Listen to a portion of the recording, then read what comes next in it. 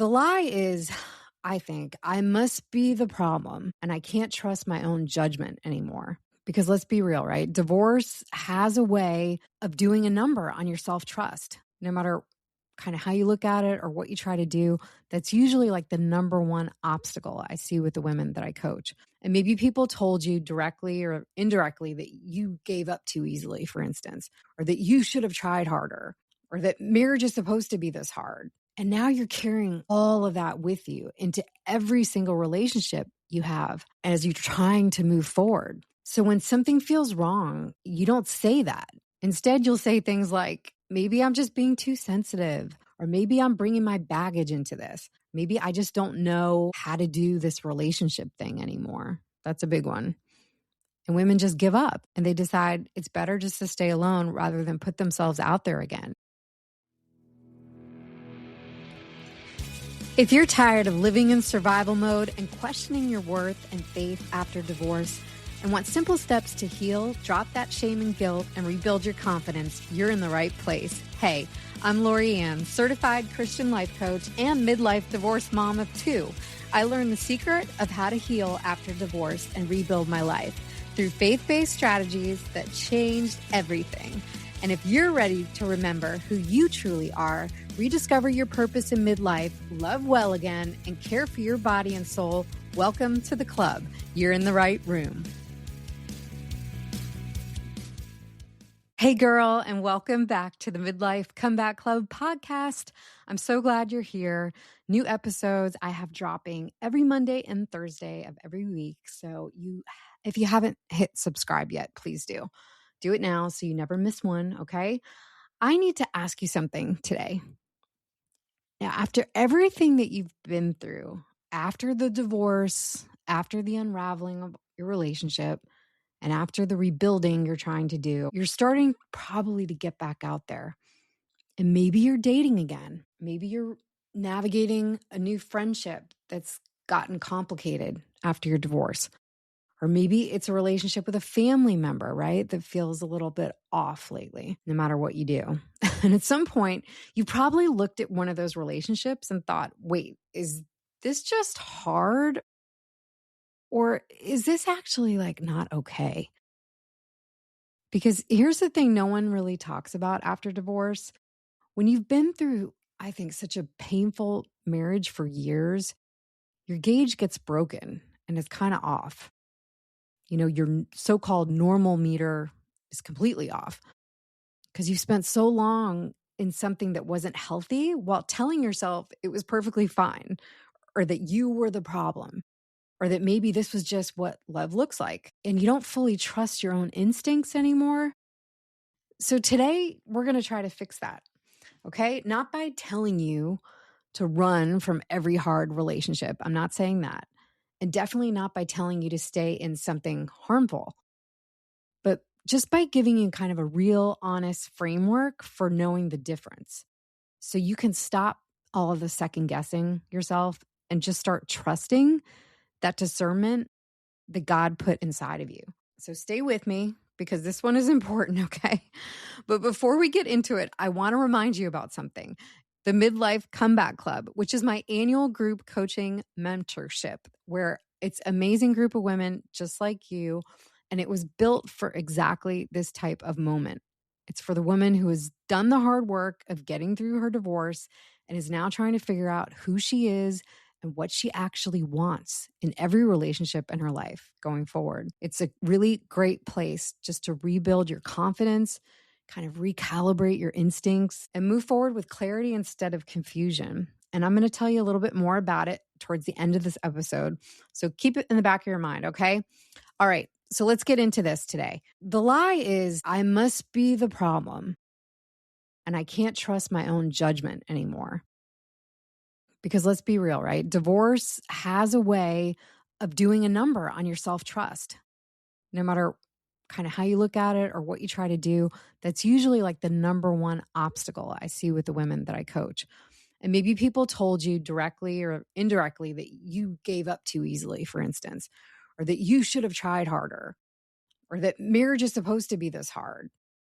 And now you're carrying all of that with you into every single relationship you have as you're trying to move forward. So when something feels wrong, you don't say that. Instead, you'll say things like, maybe I'm just being too sensitive, or maybe I'm bringing my baggage into this. Maybe I just don't know how to do this relationship thing anymore. That's a big one. And women just give up and they decide it's better just to stay alone rather than put themselves out there again. But I just have to say that lie is one of the most dangerous places to live. Because what happened to you in your marriage wasn't just painful.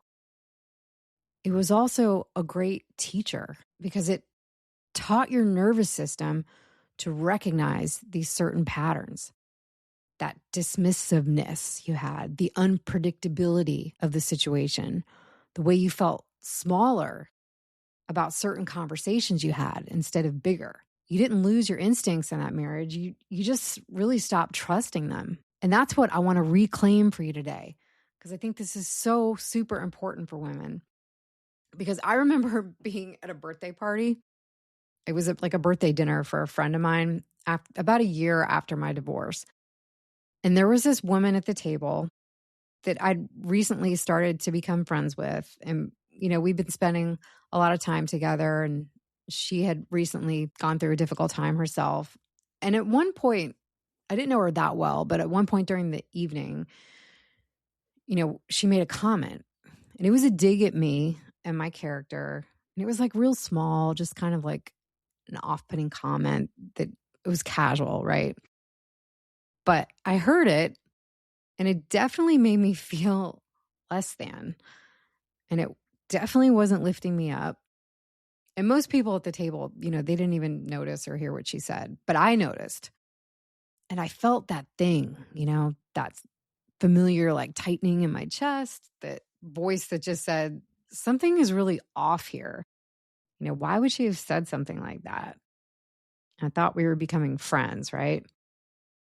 And you know what I did? I just talked myself out of it on the drive home. I just said, oh, well, she was just probably having a bad day. I'm reading too much into it. I've been hurt before. So I see danger everywhere. I'm always looking for the bad stuff. And I'm probably just projecting. But 6 months later, that friendship that I was cultivating became one of the most draining, one-sided, emotionally exhausting relationships that I've ever had. So my instincts were right. That first night at the dinner table, my instincts were right. But I just didn't trust them in that season. And I want you to stop doing that. And here's what I keep coming back to. Proverbs 4:23 says, above all else, guard your heart, for everything you do flows from it. And I used to read that verse and think it was about protecting yourself from getting hurt. But lately, I read it differently. I think it's also about tending to your heart carefully enough that you actually know what it's telling you, that you're paying attention, that you're not just numbing out, not taking yourself out of what you sense, right? Not outsourcing your gut, those instincts, to somebody else's opinion. Because God certainly did not give you a weak, unreliable heart after your divorce. He gave you a more informed one. And in 1 Corinthians 13, right, the love chapter, gets misused, I think, so much in this context. People will use the love is patient, love is kind, which it is, but they use it to guilt women into tolerating things that are genuinely not okay. And that passage describes what love does, right? But it's not a prescription for what you must endure.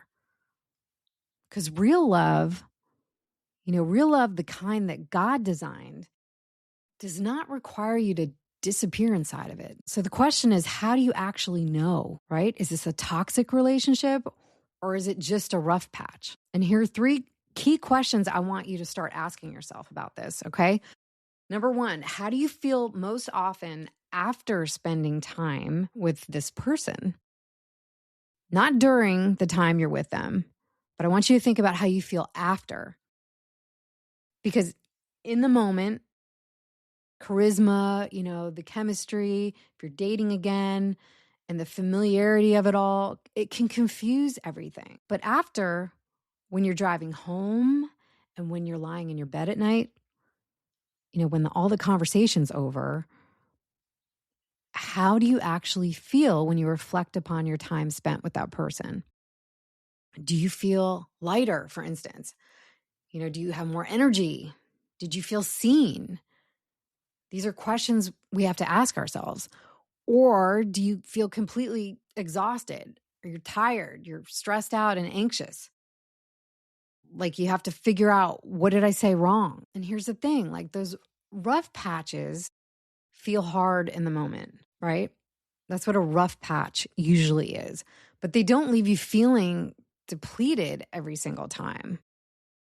So if you're consistently feeling worse after engaging with someone than you did before, that's some information that I want you to look at. It's not drama. It's not like oversensitivity. It's information. And I want you to sit with that and ask yourself honestly, what is my default state after I leave my time with this person? It's really important to reflect on. Okay, number 2, are you free to be honest, or are you constantly managing reactions? This one is big for women who've come out of difficult marriages, because emotional management, the tiptoeing, softening the moment, and calculating, what you're going to say and how, it becomes so automatic that you don't even realize you're doing it anymore. So ask yourself, can I tell this person the truth? Not just the easy, simple truths you want to talk about, but the real ones. Like, can you say, that hurt my feelings, without bracing for impact, right? Like, it's going to be a huge explosion afterwards. Can you disagree without the whole relationship going sideways? And are you allowed to have a need, a real legitimate need, without feeling like you're asking too much? Do they just brush it off like your needs are not that important? Because that rough patch means you're going through something hard, but you can still sit down and have a conversation and talk to each other. There's still honesty going on. There's still like the ability to say, hey, I'm really dealing with this. Something's wrong between us right now. Can we just talk about this? But toxicity is really when the honest conversation itself becomes the problem. When being really real with somebody costs you like way too much. It costs you your peace, your safety, your just genuine sense of self. And that's not a rough patch. That's a pattern. So I want you to look at that. Okay. Number 3, are you growing in this relationship? So important. Or are you shrinking in this relationship? I want you to really, really sit with that one. Because here's what I know about God's design for relationships. Whether it's friendships, romantic partnerships, family connections, they are all meant to call out the very, very best in you. Not the most like performative or not the most manageable version of yourself. They're supposed to call out the best of you. So I want you to ask yourself honestly, who am I becoming in this relationship? Are you really more confident? Are you being more yourself with this person? Are you more willing to take up space and use your voice and say how you feel? Or are you becoming so much smaller, shrinking back, doing more second guessing, more apologizing just for existing in the universe, right? Because a rough patch is really 2 people who truly love each other going through a hard, difficult season. And it's also a place where growth is still possible when you're having a rough patch. The relationship still has that momentum. But on the flip side, toxicity is when that relationship itself is slowly eroding who you are. And you might not even realize it, but you're slowly becoming somebody else and maybe slipping back into those patterns in your marriage that you didn't like about yourself. So you're waiting, you're shrinking, you're disappearing until one day you're going to wake up and look in the mirror and you can barely recognize that woman who's staring back at you. I know it happened to me. I didn't even know who I was anymore for so long. And it took me so much work and discovery about who I was now after my marriage. But you can come back from it, girl. I'm telling you, you can. And we are not going back. We are moving forward, right? So here's what I want you to walk away with today. A rough patch is temporary. That's what a rough patch is. But toxicity, on the flip side, is going to be a pattern that you will see consistently over and over again, whether you choose to look at it or not.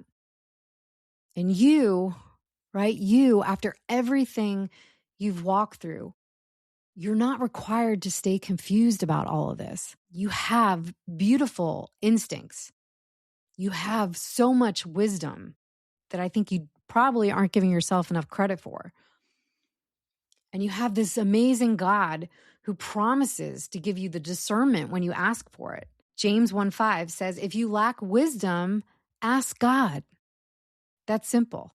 And he gives it to you generously without finding fault in you at all. And that includes this relational wisdom that we need to have when we're going into relationships after a divorce. Because you're not broken because your marriage ended.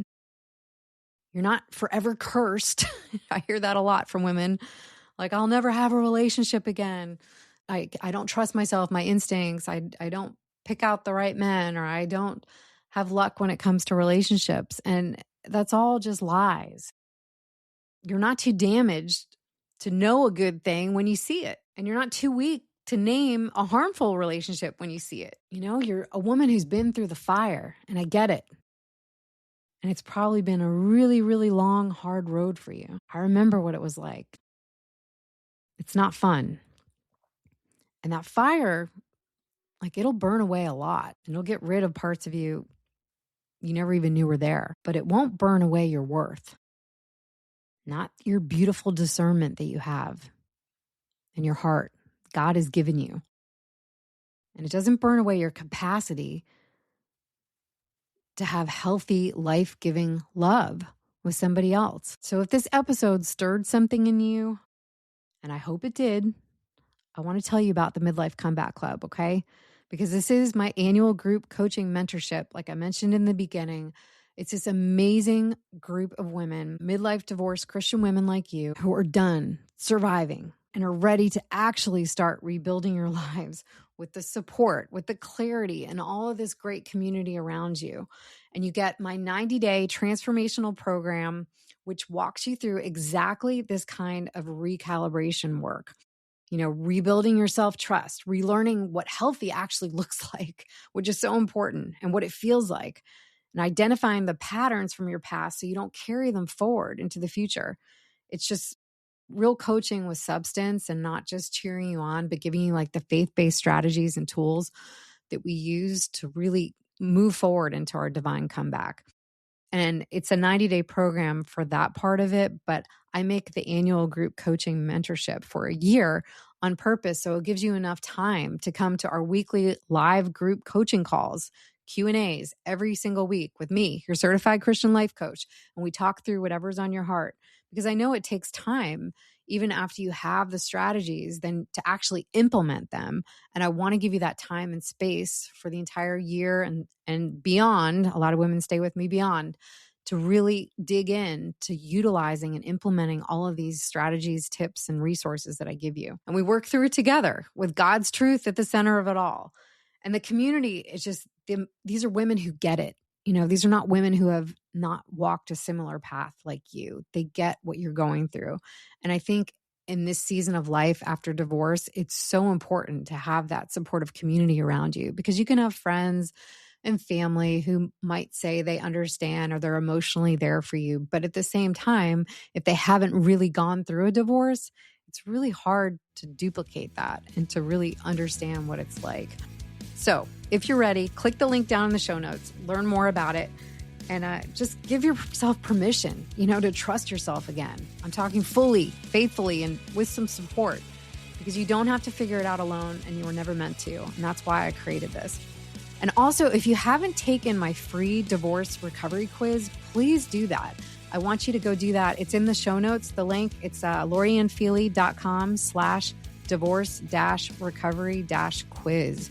That's LORIANNF as in Frank, EELEY.com/divorce-recovery-quiz.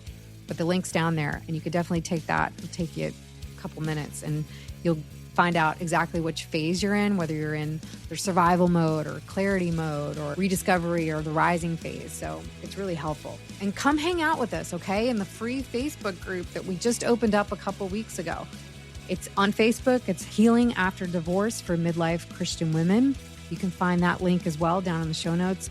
And it's this beautiful, safe community we're building of real women just like you who are going through the same thing. So definitely check out that link in the show notes. Okay.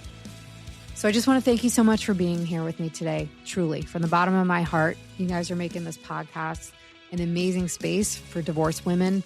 And I just truly appreciate you listening to the episodes every week. And hopefully this is helping you. And if this episode hit home for you, I would love for you to share it with a girlfriend who needs to hear it, okay?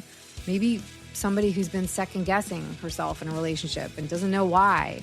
Just send her this episode. That one share, just might be exactly what she needs right now. And let me leave you with this. Trusting yourself again after divorce is not being arrogant. It's not arrogance. It's healing. And you, my friend, are allowed to heal all the way. So I hope to see you over in the Midlife Comeback Club. But if I don't see you there first, I will catch you back here for the next episode. Thanks so much for listening, and we'll talk soon. Hey girl, I hope you enjoyed today's episode. And if so, would you take 30 seconds and share it with a woman who might really need it right now? Also, please leave me a quick review over on Apple Podcasts. It truly helps this show reach more women who are ready for their divine comeback. And until next time, keep choosing faith over fear, and I will meet you back here next week for another episode.